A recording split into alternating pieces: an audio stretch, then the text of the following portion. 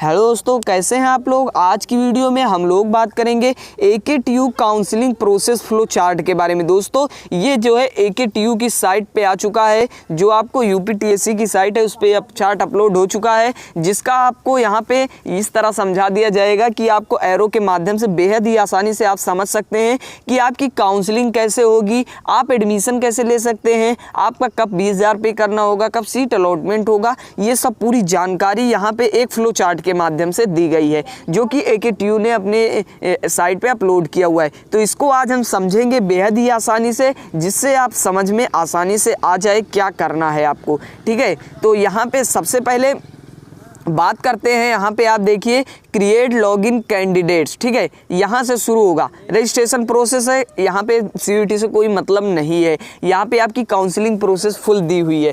ठीक है, तो यहाँ पे सबसे पहले आपको क्या करना है, क्रिएट लॉगिन कैंडिडेट्स, मतलब आपको सबसे पहले अपना रजिस्ट्रेशन कर लेना है। फिर रजिस्ट्रेशन करने के बाद आपको क्या करना होगा, फी डिटेल, अपलोड डॉक्यूमेंट, पे रेट 1000, मतलब आपको फाइल डिटेल्स, फिल डिटेल्स, अपनी सारी डिटेल्स भरनी होंगी, फिर अपने डॉक्यूमेंट्स अपलोड करने होंगे और उसके बाद 1000 रुपये पे करना होगा। फिर यहाँ पे आपका क्या हो जाएगा, यहाँ रजिस्ट्रेशन कंप्लीट हो जाएगा। फिर उसके बाद आपका डॉक्यूमेंट वेरिफिकेशन होगा। डॉक्यूमेंट वेरिफिकेशन हो गया, यहाँ से एक एरो इस तरह गई है, कह रहा है not eligible for counselling, exit from counselling, no entry in round. मतलब अगर आपका डॉक्यूमेंट वेरिफिकेशन नहीं होता या आप रजिस्ट्रेशन नहीं करते हैं डेट से पहले, तो आपका क्या होगा, यहाँ पे काउंसलिंग नहीं होगी, आप काउंसलिंग के लिए एलिजिबल नहीं माने जाएंगे और आप किसी भी राउंड में अपनी काउंसलिंग नहीं कर पाएंगे। No entry in any round, ठीक है, जैसा कि दिया हुआ है। अब यहाँ पे इसके बाद क्या है, एलिजिबल फॉर काउंसलिंग, जिनका डॉक्यूमेंट वेरिफिकेशन हो गया है वो एलिजिबल फॉर काउंसलिंग, मतलब वो काउंसलिंग के लिए योग्य हैं। फिर उसके बाद आपको अपनी चॉइस फिल करनी होगी। चॉइस फिल क्या क्या, जो भी आपके कॉलेजेस हैं, जो आपने कर लिया होगा, 20 इसकी लास्ट डेट है, तो 20 तक आप भर लीजिए। ठीक है, ये आपकी पूरी जानकारी हो जाएगी। ठीक है, आपने चॉइस फिल भी कर लिया। अब यहाँ पे क्या करना है, इसके बाद एक एरो बनी है no seat will be allotted allowed to participate in next round. यदि आप चॉइस फिलिंग नहीं करते हैं तो आपको पहले राउंड से डिस्क्वालीफाई कर दिया जाएगा और आप सेकेंड राउंड में ही 20,000 अपना पे करके सेकेंड राउंड में ही चॉइस फिलिंग करा सकते। कह रहा है not seat will be allotted allowed to participate in next round, मतलब आप नेक्स्ट राउंड में अगर आप चॉइस फिल नहीं करते तो आप नेक्स्ट राउंड में यहाँ पे होगा। फिर उसके बाद दिया हुआ है यस सीट अलॉटमेंट, यानी अगर आप चॉइस फिल कर देते हैं तो आपको सीट अलॉटमेंट होगी 21 तारीख को, जैसा कि आपको शेड्यूल में आया ही हुआ है, तो सीट अलॉटमेंट होगी। अब सीट अलॉटमेंट करने के बाद क्या होगा, सीट अलॉटेड हो गई आपको, और नो इसलिए लिखा, कह रहा है allotted participate in next round, allotted to participate in next round.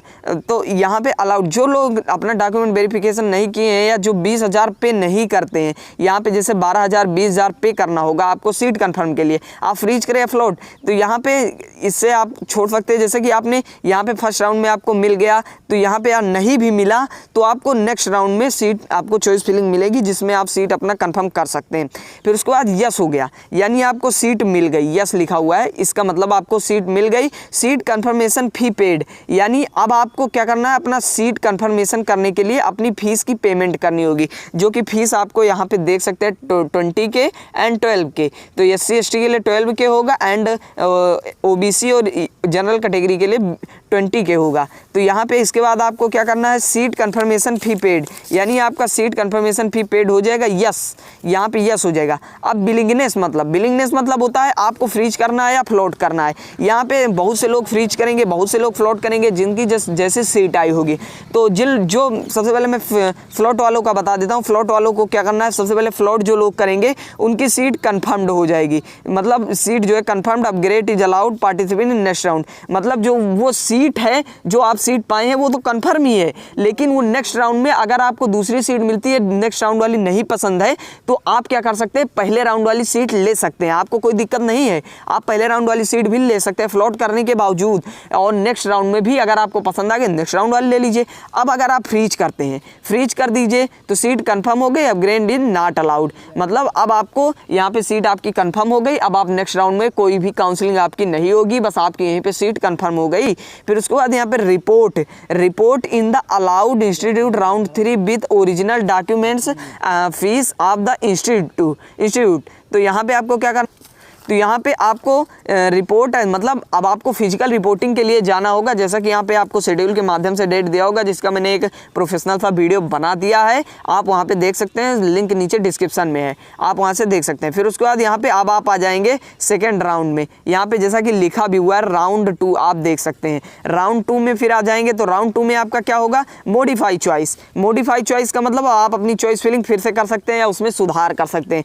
फिर यहाँ पे नो लिख उठा, previous choice will be considered, मतलब आपकी प्रीवियस चॉइस जो है वो रहेंगी। अब आप अगर कोई दूसरी चॉइस करना चाहते हैं तो, और यस हो जाएगा अगर आपकी चॉइस फिलिंग करना चाहते। फिर seat allotment on vacant seat, मतलब जो सीट वैकेंट बच गई हैं अब उनके लिए आपको सीट अलॉट होगा। फिर उसके बाद यहाँ पे फिल चॉइस आप सेकेंड राउंड में भी आके कर सकते हैं, जैसा कि एरो यहाँ पे लगा हुआ है। फिर उसके बाद यहाँ पे आपको क्या करना है, फिर से आपको सीट अलॉट होगी, अलाउड इन नेक्स्ट राउंड। यदि आप यहाँ पे सीट अलॉट नहीं होती है, आपका उतने कॉलेजेस में नहीं आता है, तो आप नेक्स्ट राउंड में भी आप जाएंगे और नेक्स्ट राउंड में आपकी काउंसलिंग होगी। No seat will be allowed to participate in next round, यदि आप चॉइस फिल नहीं करते हैं तो आप भी नेक्स्ट राउंड के लिए नहीं जा सकते। फिर सीट कंफर्मेशन फी पेड आपको ठीक वही करना होगा, 12 के 20 के।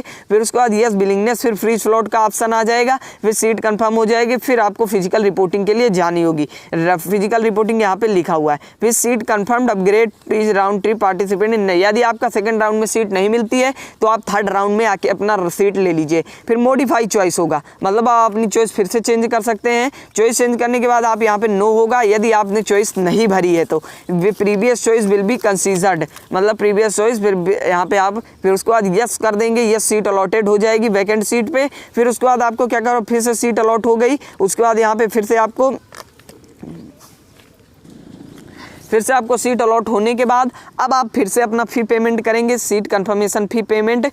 तो यहाँ पे सीट कंफर्मेशन आपने फी पेमेंट कर दिया है, सीट कंफर्मेशन फी पेड, और उसके बाद पेड करने के बाद आपका यह सीट कंफर्म हो, फिर से फ्री स्लॉट का ऑप्शन आएगा। अब सेम वही, फिर से आपको फ्री स्लॉट का ऑप्शन मिल गया। फिर से उसके बाद वही प्रोसेस, आपको फिजिकल रिपोर्टिंग करनी होगी, अपने सारे डॉक्यूमेंट्स लेके, फीस वगैरह लेके आपको अपना जाके एडमिशन करा लेना होगा।